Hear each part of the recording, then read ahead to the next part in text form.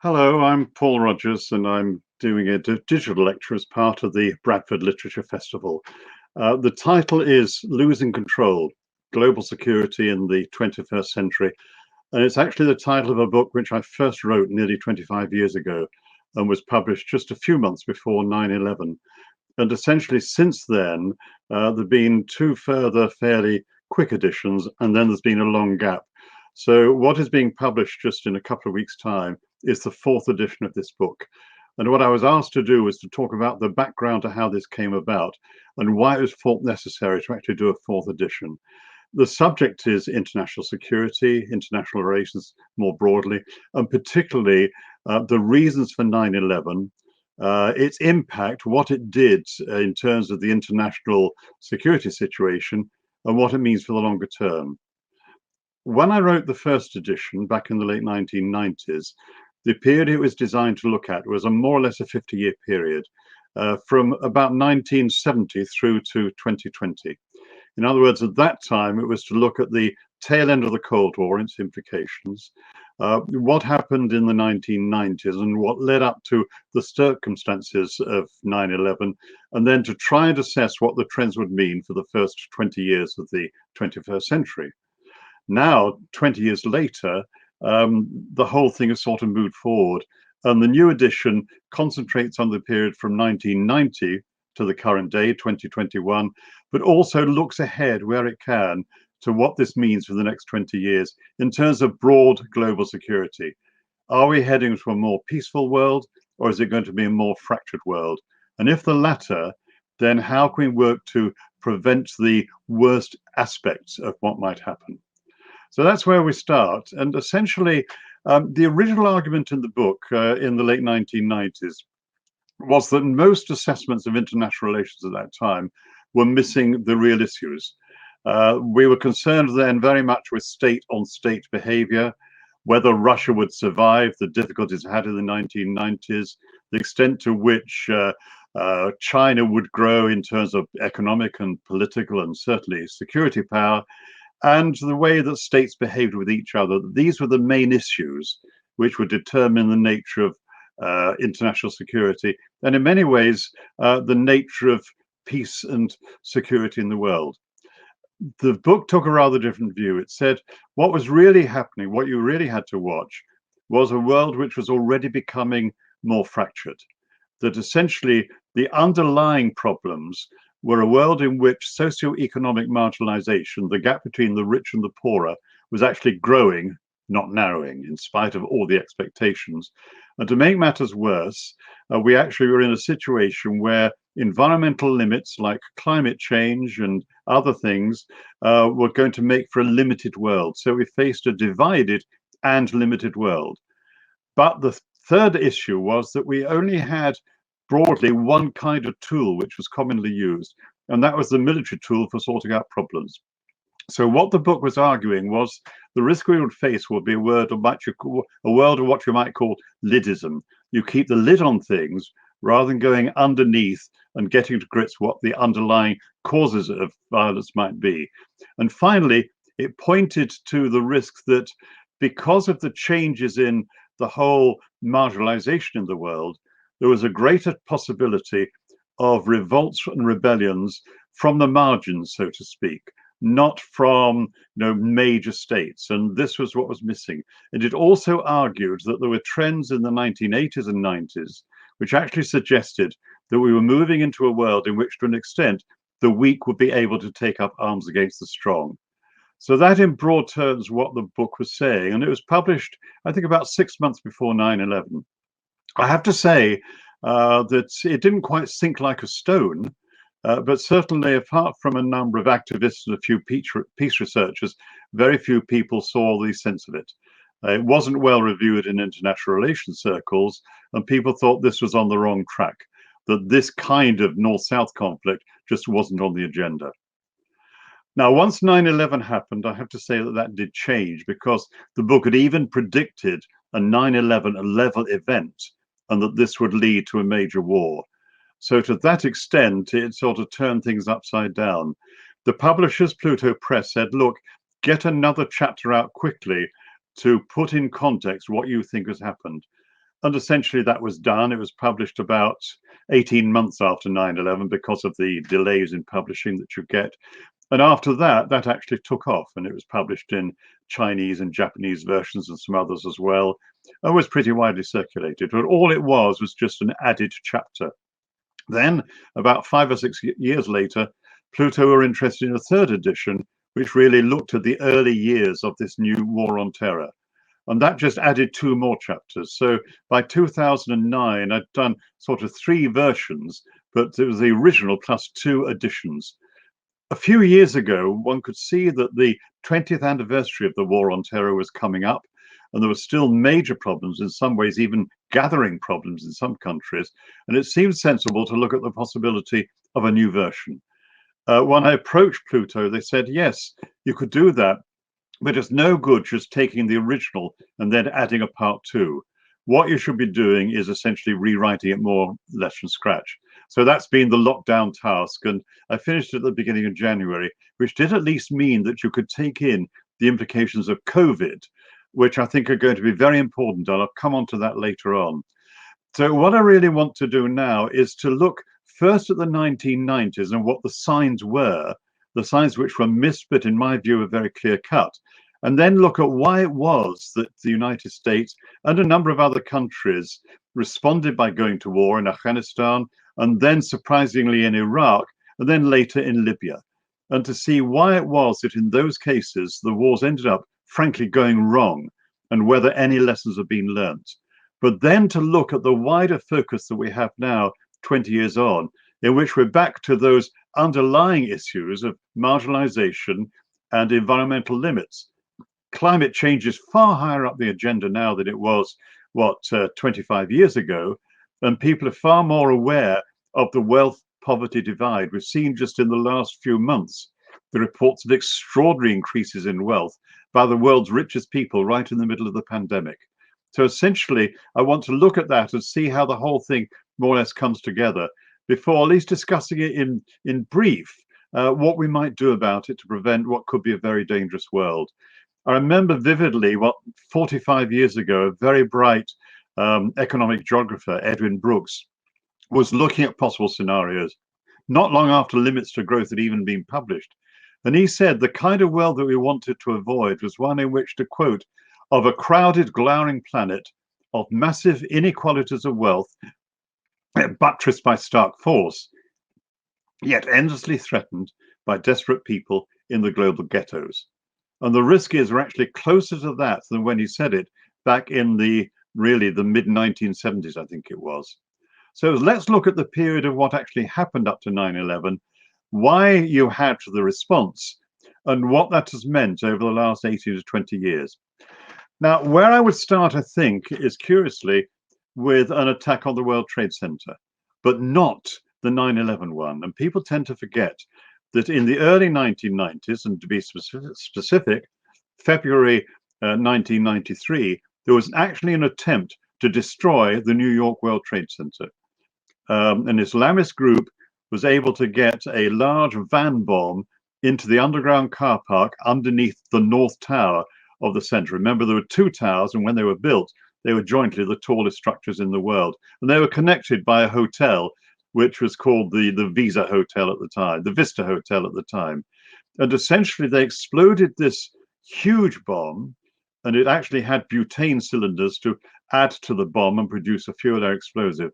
They exploded it with the intention of bringing down the entire North Tower, all 101 or what it was, its stories, over the Vista Hotel and into the South Tower, and to cause that to collapse as well. If they'd succeeded, the death toll would have been about 30,000 people, the worst single incident of any kind since the Nagasaki bombing in August 1945. They failed. The bomb did go off. It did a lot of damage. A number of people were killed, and many hundreds were affected by the smoke and inhalation of the big fires that started. But the buildings were evacuated successfully. The hotel came very near to collapse. This was seen as a very bad attack. It wasn't the only one that was happening at that time, but it was one which was taken pretty seriously. But I think the full implications are not appreciated.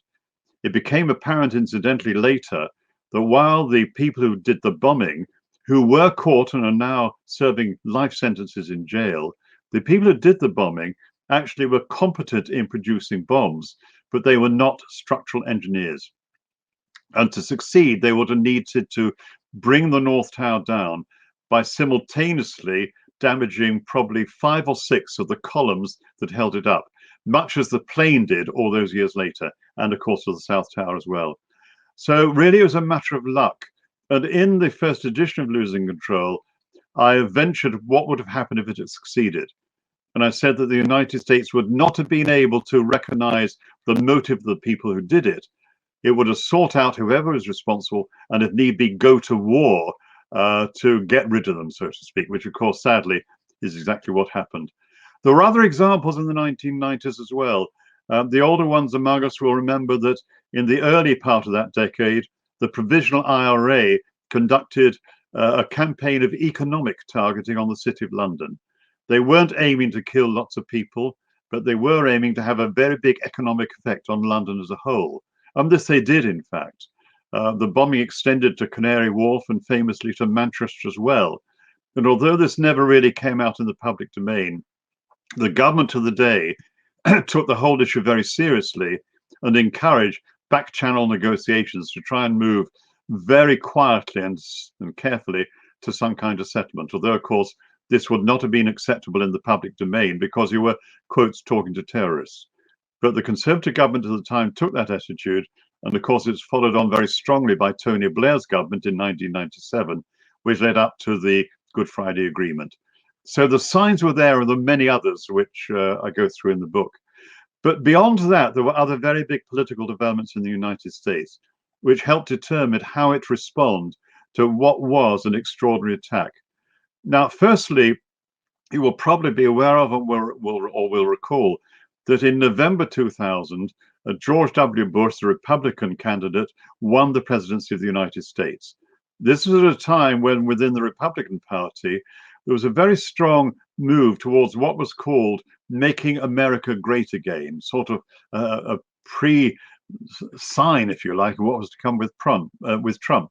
And that came in the form of the Project for the New American Century. Because the view was in these political quarters was that with the Soviet Union collapsing in 1990, the United States had missed an incredible opportunity in the 1990s to be the genuine world leader. And they blamed Bill Clinton's 8 years in the White House for that failure. And what they wanted was the United States to express itself as the true leader of the world for a civilized liberal democracy using free market principles.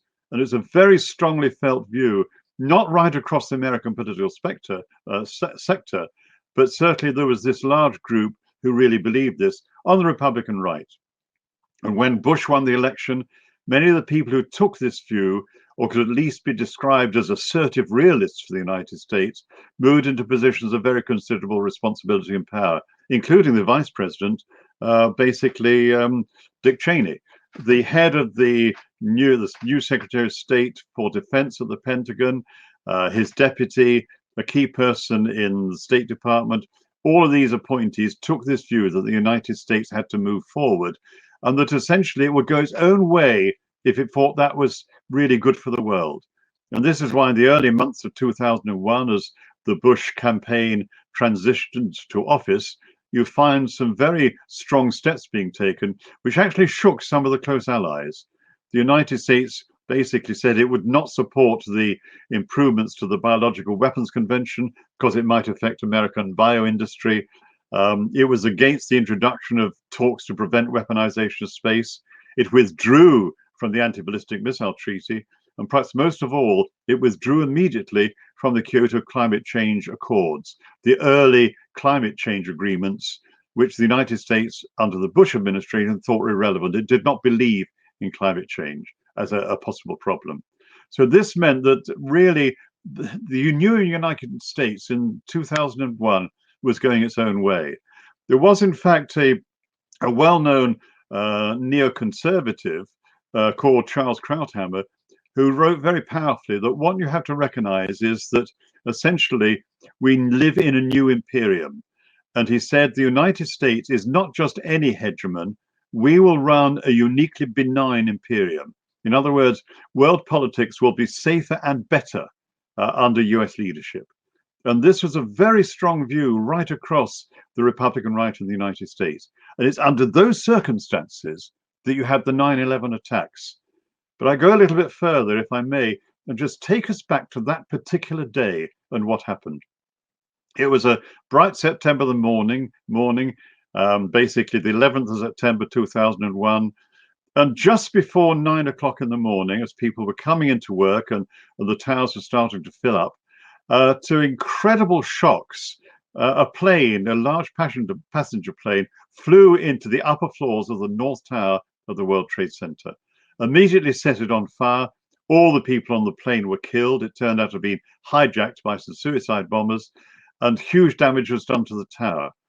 That was thought at the time, in those first few minutes, to be a terrible accident, an air traffic control accident. And for older New Yorkers back at that time, people in their 60s and so, they had recalled to a previous incident back after the Second World War in 1945, when a Mitchell light bomber on a training mission had actually flown into the Empire State Building, which at that time was the world's tallest. The crew were killed. A few people were killed in the Empire State and on the ground. It was after working hours, so there weren't many people there. The plane was not fully loaded with fuel, and the building survived. But that was a message which suggested this terrible thing, this terrible catastrophe, was actually an accident. 25 minutes later, that turned on its head as the second plane hit the second tower, and it was from then on America under attack. Not long after, reports of the Pentagon being on fire came through. You know, the center of the most powerful military in the world on fire. And there was a report, a mistaken one, that the State Department in Washington, in Foggy Bottom area of Washington, was under attack. That's not true. But of course, a fourth plane, the passengers tried to intervene, and they and the bombers were killed when the plane crashed into a field in Pennsylvania. The shock in the United States was massive. This happened around 9 o'clock in the morning. That's 8 o'clock Central Time, Chicago, 7 o'clock Mountain Time, Denver and the rest, and 6 o'clock Pacific Time. And within minutes, right across the United States, people were glued to their televisions, as indeed they were worldwide. America was under attack, and there had to be a response. And very quickly, George W. Bush made it absolutely clear that the United States would find who was responsible and would pursue them and kill them. And the assumption already was that this movement, which was called Al-Qaeda, which was largely holed up in Afghanistan, which had almost entirely come under Taliban control, and they were hosts to Al-Qaeda, this was responsible. There was enough evidence, they thought at the time, for that. And so within a matter of days, it became clear that the United States would demand that the Taliban give up all the Al-Qaeda leadership and anybody of note. Otherwise, there would be very strong military action by the United States. In practice, there was very little time was given to the Taliban. Some did want to give up Al-Qaeda, others did not. It didn't happen, and so the United States determined within a matter of days that it would go to war. They would actually take over Afghanistan. Some people argue, I must admit, including myself, that in many ways the Al-Qaeda leadership wanted this. They wanted to drag the United States into a long drawn-out guerrilla war in Afghanistan, much as the Soviet Union had been in such a war in the 1980s, when it had tried to hold on to Afghanistan. And their thought was, well, if you can get rid of one superpower and weaken it, the Soviet Union was weakened by that, then perhaps you can do it to the United States as well.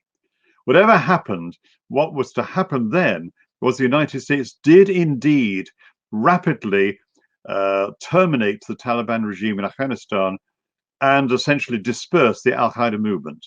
The head of Al-Qaeda, Osama bin Laden, was never caught. His deputy, Ayman al-Zawahiri, was not caught. And the leader of the Taliban, Mullah Omar, was not caught, even when that regime had disappeared. But at the same time, it seemed to be that Afghanistan was now coming under, essentially, Western control and would become a peaceful pro-Western country. Even within 3 months, though, by the end of 2001, there were warnings And people were saying, including very experienced UN diplomats, if you just get rid of the Taliban, say what you like of them, and in many ways they were very brutal, but they were in fact delivering a degree of order, law and order. It may be brutal, but it worked, and there was reasonable stability. If they go, you have a vacuum. And in fact, some of the brightest of the UN people were basically saying you need a very large stabilization force to enable the Afghans to achieve a peaceful transition. That, of course, never happened, I'm afraid. The Americans were already concerned with the other major enemy they feared, which Saddam Hussein in Iraq, and they were turning their attention, even by that period, at the end of 2001, beginning 2002, to look towards Iraq as part of a wider conflict. And the Europeans, who I think the Americans expected to pick up the tab, were not particularly interested in putting in the stabilization force. UN figures suggest you needed 30,000 people very quickly. Peacekeepers, police, all kinds of logistics people, people who would help Afghanistan through the collapse of what authority there had been.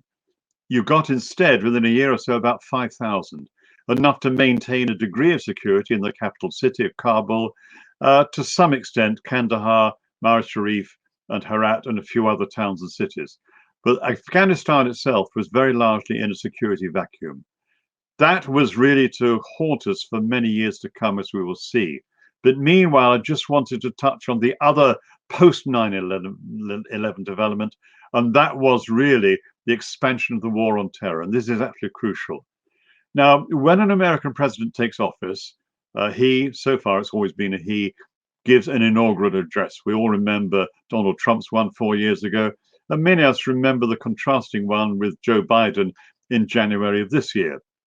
When Bush came in and gave his address at the end of January 2002, that was about 4 months after 9/11, when the Taliban had already been got rid of. And essentially, it was a kind of victory celebration. And for the United States, it was a massive relief. And it seemed to be among the neoconservatives that the new American century was now thoroughly back on track. But Bush went much farther than people expected. He said this was not just a war against Al Qaeda and their host, the Taliban. What faced the United States was what he termed an axis of evil, a wider arc, if you like, or axis of states that were trying to develop weapons of mass destruction and supported terrorism. And these were a direct threat to the United States, the West, and global order. And he put it very strongly. The countries very clearly were Iraq, Iran, and North Korea. And there were big question marks over Syria, Libya, and Cuba. And it was very clear, even by March 2002, that the United States was going to go to war with Iraq. And basically, nobody would really be able to stop them. Now, there was a lot of consternation in many European countries. I remember immediately after 9/11, the French liberal newspaper, Libération, was actually had as its banner headline on the 12th of September, "We are all Americans now. We are with you after what has happened to you." By basically March and April of 2002, that had changed hugely. And the view was in countries like Germany, France, and many other European countries that the United States was almost being in the Wild West, seeing it as the order in which it would oppose its will for the good of the world. Some European countries backed the United States from the start. Italy's Berlusconi, the Spanish government to an extent, and most notably Tony Blair here in Britain, who believed absolutely that you had to stand by your leading ally in its hour of need. That, of course, was bitterly contested, and in Britain, a very strong anti-war movement developed very strongly. And by the time you actually had the invasion and occupation of Iraq, essentially in early 2003, then you were in a very different world, a world which was dividing pro and anti what the United States was doing. The Iraq War then followed, and one has to appreciate, I think, that the Taliban were terminated as a regime within about 10 or 12 weeks of 9/11. As far as Iraq was concerned, it seemed that the Saddam Hussein regime was defeated within about 3 weeks. The Americans had moved up from Kuwait right through to Baghdad. The statue had come down. It looked like Iraq now was on the way to being a pro-Western stable country. It seems an extraordinary achievement. And we probably remember, some of us, that only 3 weeks after that statue came down, basically, George Bush gave what became known as his mission accomplished speech on the deck of an aircraft carrier off the Californian coast, perhaps inappropriately, the aircraft carrier, the Abraham Lincoln. And essentially, he said that the war effectively was won. Not completely over, to be fair to him. He said victory is being achieved, and we are now back on track. And what was to happen really from then right through to about 2011 was to see how the wars went so badly wrong. I'll touch on this quite briefly because we do want to spend time looking at the major features of what have happened more recently, what they mean for the future. But just to go through it fairly quickly. Firstly, take Al-Qaeda itself. That was dispersed thoroughly when the Americans did the bombing and the Special Forces raid and used the Northern Alliance warlords as their ground troops in Afghanistan. But what happened was most of the Al-Qaeda personnel, including bin Laden and al-Zawahiri, actually got out of Afghanistan. Many of them moved into northwest and southwest Pakistan, where they were relatively safe. As to the Taliban, yes, they were defeated. They collapsed very quickly. But time after time, they withdrew, either to their own towns and villages or to relatives and contacts in northwest Pakistan, north and south Waziristan in particular. So essentially, it was a false idea that they basically been completely defeated and Afghanistan was now safe. Those UN people were absolutely right that essentially a security vacuum was developing. There weren't Western troops, or in fact any peacekeeping troops, any UN troops maintained sufficient stability, and that could well let the Taliban back in.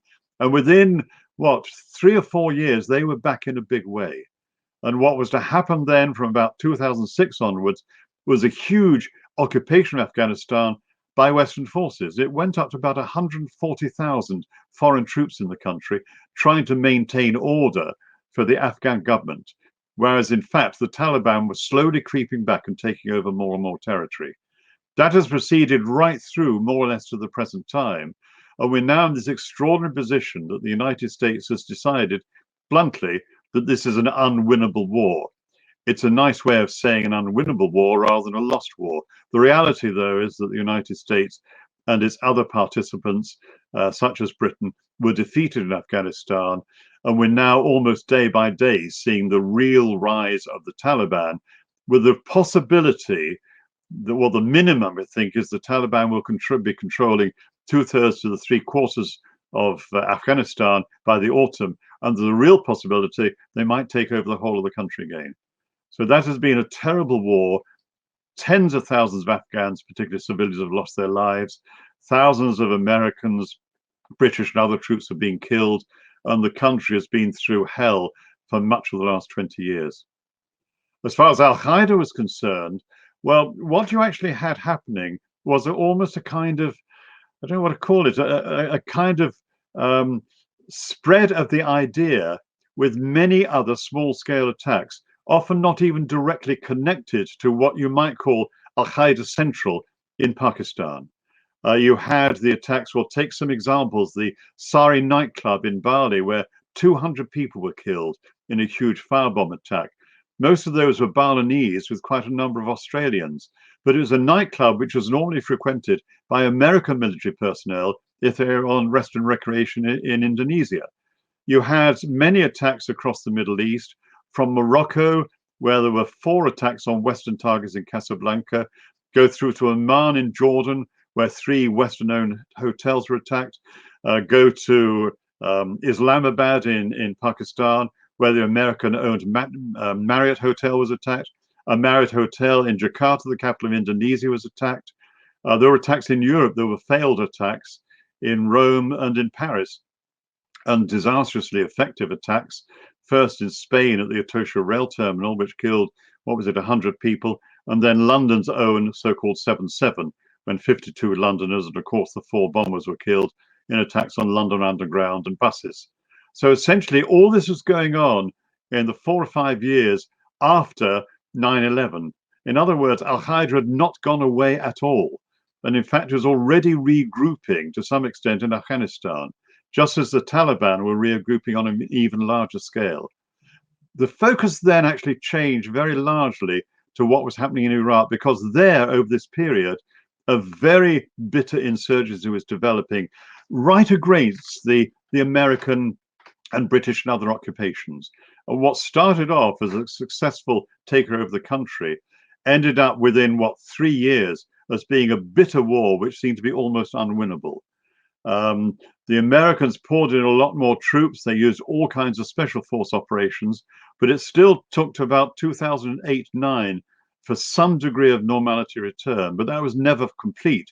And meanwhile, well, we still don't know the full number of people killed, civilians in Iraq. Certainly many, many more than 100,000 were killed in many different ways, a lot of them by bombing carried out by Western states.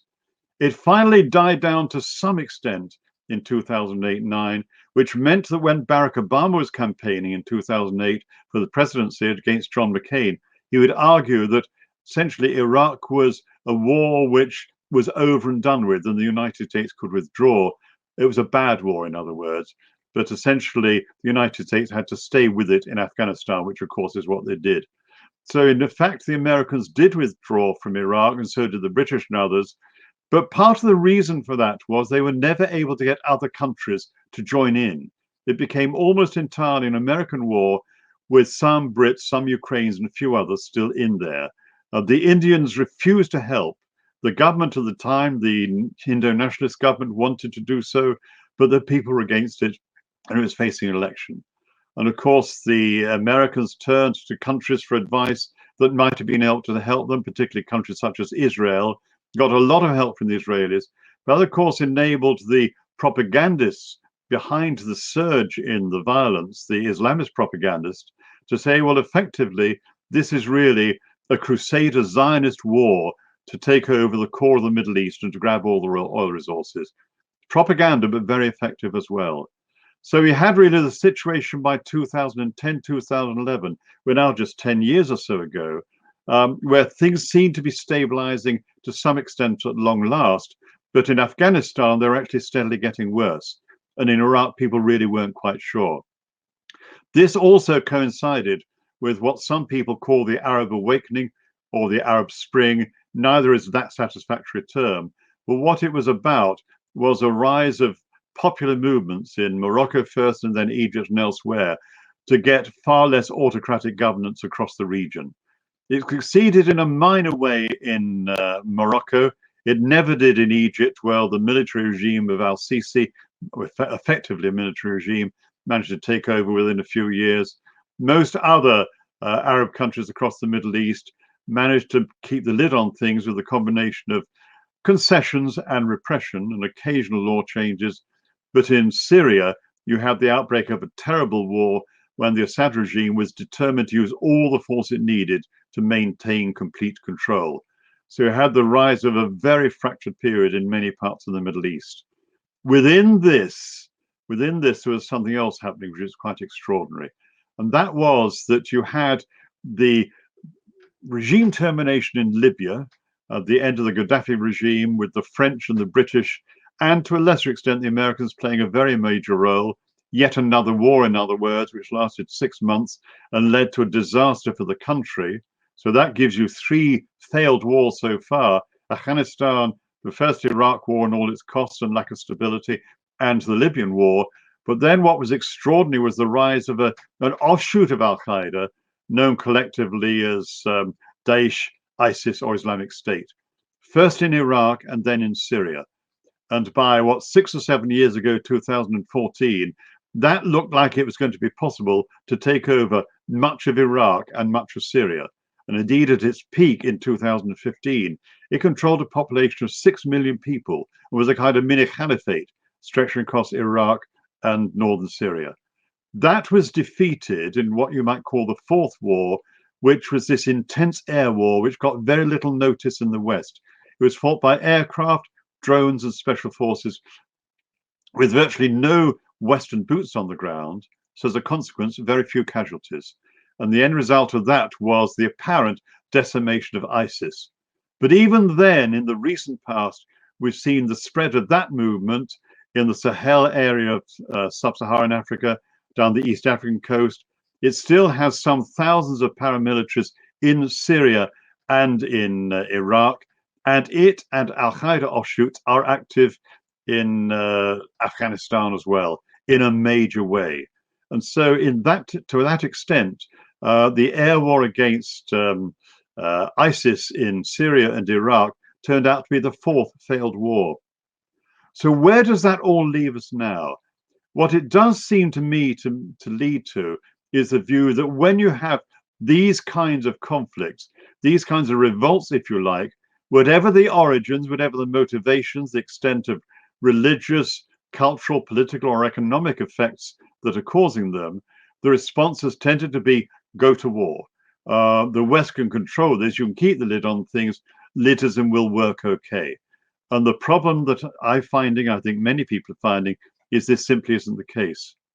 So what I wanted to do just for the last 10 minutes or so is to look at the wider picture, going right back to that initial analysis back in the first edition of Losing Control, which basically said the real drivers of conflict over the next 30 years, in other words, through to 2020 and a little bit beyond, would basically be the very divided world, that sort of crowded, glowering world that's essentially Edwin Brooks talked about, made worse by limits to capability to live on the planet through things like climate breakdown.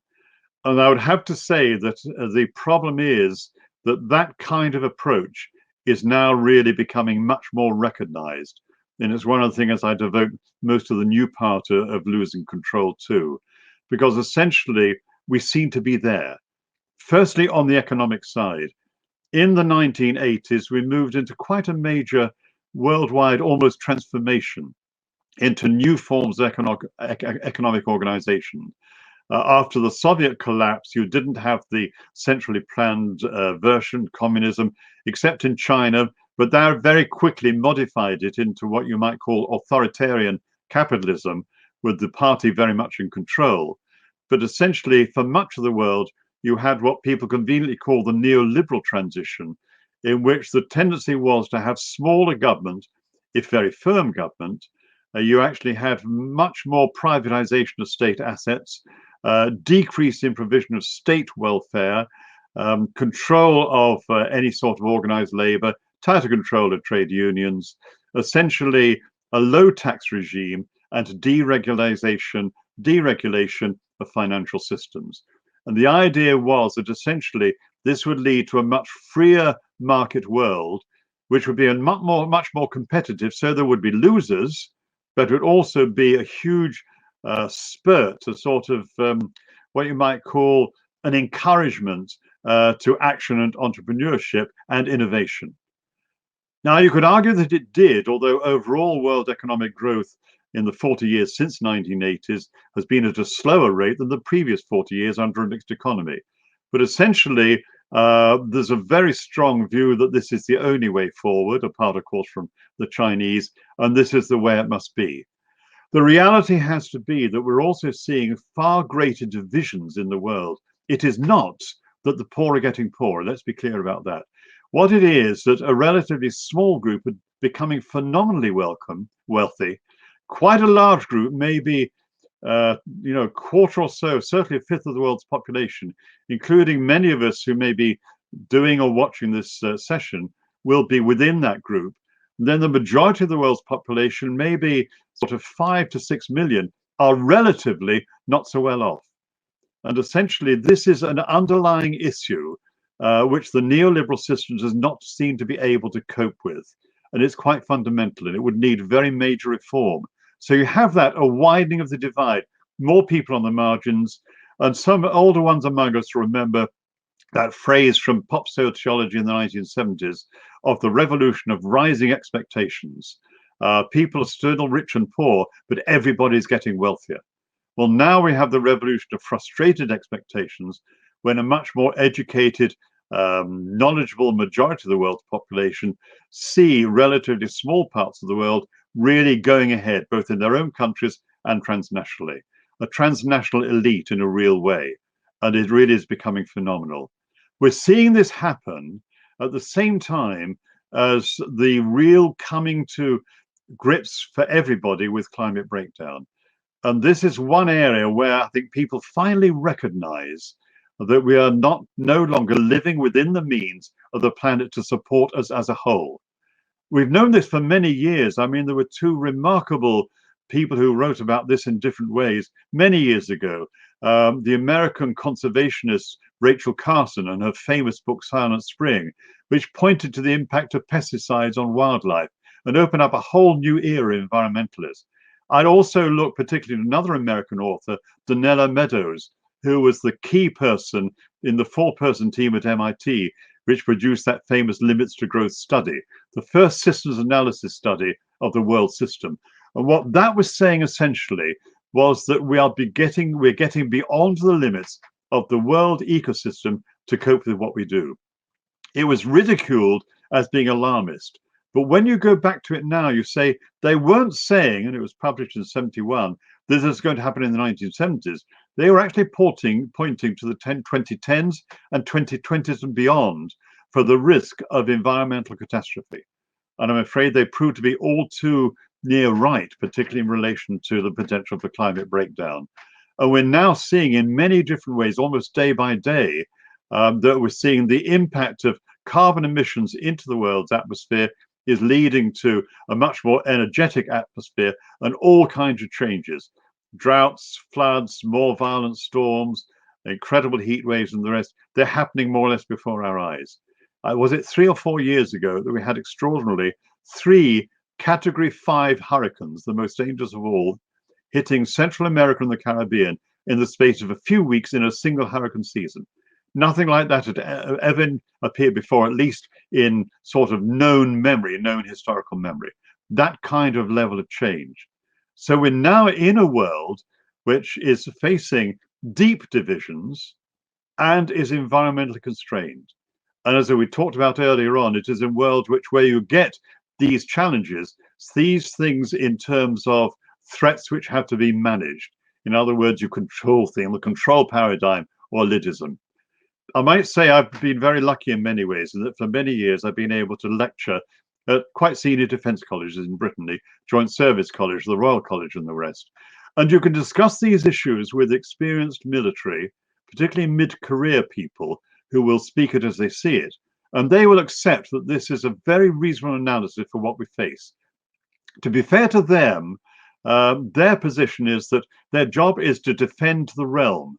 And so what they're planning for now is the kind of world we will live in, unstable and fragile and fragmented, in which you would need to maintain security. You can point out that, it doesn't really help having nuclear weapons or indeed giant aircraft carriers, because these won't solve climate change. But from their perspective, quite legitimately, they see it as their job to try and maintain control, not necessarily tell the politicians to get a move on and actually do something to prevent these problems happening in the first place. So where are we? Are we actually heading for that crowded, glowering planet? I think the downside of it is that if we continue more or less on the current path, that probably is the case. And we will be moving in the 2020s, 2030s and on into a very bitter, divided world. But the key thing is it does not have to be that way. There are all sorts of different ways in which things can change for the good. But we have to make many changes very quickly, to my mind, certainly within this current decade. Let's look at some of the positive signs just to finish and draw it to a close. On the climate change side, there's actually been a great deal happening. Firstly, there have been extraordinary developments in the production and in the use of energy, not using fossil carbon, not using coal, oil, or natural gas. You now have far more efficient wind turbines. You have a new wind farm which is going to be built between Ireland and Britain, fairly near to the Isle of Man. A single wind farm which will be as powerful as the most powerful nuclear power station in Britain, the new Hinkley Point, and produce electricity far, far cheaper than Hinkley Point. You're seeing basically Britain becoming more and more able to use wind power because we have all the offshore capabilities. Solar power is also becoming far more cheap to use. My wife had said for some years that we needed to have a PV array on our house. One of the roofs faces almost south. And we did it eventually about 9 years ago. At that time, it cost to do the entire system about £11,500. The feed-in tariff, what you got, was pretty generous, so it made sense economically. Now the cost of such a system would be under £5,000 for an identical system. That is how things have changed. So many parts of the world, solar and wind power are at what they call below grid parity, the cheapest way to produce electricity. And that is happening quickly. We're getting to grips with the need to replace the internal combustion engine, which frankly is an obsolete technology. Replacing it initially with electric vehicles, maybe other forms of propulsion will come in the future, which will be no carbon. That can be done. So there's huge opportunities there. The rub is that we're going too slow. What we are now doing, setting targets for 2050, we should have been doing in 2000 and setting targets for 2025. We should really be at zero carbon within 5 years. What Extinction Rebellion has claimed is the reality. That is the sort of reality we should be reaching if we're going to prevent basically climate breakdown. We can't do that, but we can do a lot better than we're doing at present. But that means a huge change, and frankly, very few governments are up to scratch on that. On the economic side, we really have to rethink the neoliberal system. It's being forced on us partly by the need to respond to COVID, but essentially we're not going anything fast enough or effectively enough. There's very good thinking going on. New Economics Foundation and many other groups are really trying to think this through and work out how we move forward. But time is pretty short, and a lot of work needs to be done. Similarly, we've got to rethink what we mean by security. I mean, you look at where we are with COVID now. This is what I'm recording this the end of June 2021. We're only just 18 months into the pandemic. The official death toll is now 3.8 million.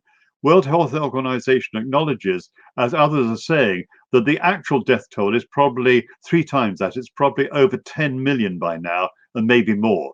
And it is rising still. We're not over it because although vaccines are coming in, they're coming in too slow, and we're getting the new variants 4 so far, and we just face the risk of a variant which is either more infectious or more lethal or more resistant to vaccines, or hope for heaven's sake not, all 3 together.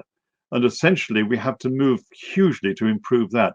In fact, in some ways you could say that responding to COVID has been too slow repeatedly with insufficient international coordination. We should actually be aiming to have vaccinations on the entire global community by the end of this year, not next year. Then we might really get a handle on it. But we're already seeing how we're having to go back into either maintain existing controls or maybe even going back into lockdown. I was reading just a couple of days ago that China has had to lock down major parts of the city of Guangzhou in the south because of a sudden outbreak of COVID, which they thought they'd beaten. And that is happening in other countries as well. So essentially, this in a way is a model of what we need to do in climate change as well. We've not responded to COVID quickly enough. If we learn really quickly, if we have the push from the public and the political leadership, we might yet make it without a disastrous expansion to 20 or even 30 million people killed. And if we can do that in the next year or so, that might at least give us the idea of what we need to do on climate breakdown as well. I suppose you could end this in a way by saying that what we're witnessing is the first stage of what you might call the third transition in human existence. When we were hunter-gatherers, 10, 12,000 years ago, it's reckoned that spread across the entire world were no more than about 5 million people, about the same population as modern-day Scotland or Yorkshire, and they were hunter-gatherers across the world. We learned to farm in different parts of the world.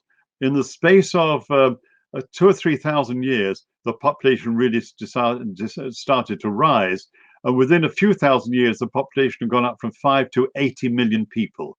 And you had the beginnings of the early towns and then cities and civilizations 4 or 5 years ago. And that was, if you like, the first transition. The second transition came many years later with the Industrial Revolution and the ability to use machines to do previously human-powered tasks, and then remarkably, the ability to use first water power and then energy from coal, oil, and gas. And that was the Industrial Revolution, which led on to huge increases across the world in pollution and the rest. And as we've seen now, the exceeding of the capacity of the world to actually handle human activity. Now we are entering the first phase of the third transition, which is when we learn to live in degree of stability and necessarily justice and peace. And essentially, my view is it's long been held that the kind of period that involves is the period through to 2040 at the latest, and crucially 2030. So it's the years to come which are going to be crucial. Can we do it? Well, you have to be optimistic. There's no choice but optimism. And I'll leave you with this thought. There is a nice definition of prophecy, which I think is really good. And that is simply prophecy is suggesting the possible. And the phase we're in now is to say what needs to happen and how it can happen. To speed up farther the changes in renewables, to look at the economies again, and to rethink what we mean by security. And if you do enough thinking and planning and early acting, then as the world situation really does become worse, people will wake up to the fact that you have to make the changes. The thing is, we must do that as quickly as we can so that the changes themselves are not responding to major catastrophes. And that, I think, is the fear. Are you optimistic? Is one optimistic? Well, obviously you have to be, and we have huge potential for change in many different ways. The aim of this book is just to contribute in a very small way to that new thinking. And what I've done in the final chapters is to look at the recent experience, expand on it, and suggest very tentatively ways forward. Nobody has all the answers, or even some of them, but you can at least point in a certain direction. And I hope in a way that this talk helps you think more about that, and maybe even read more on it. There's this particular book and many others now which are available, which open up a whole world as to what we can do. And that, I think, is where things look good for the future, but the next few years are going to be absolutely crucial. Thank you very much.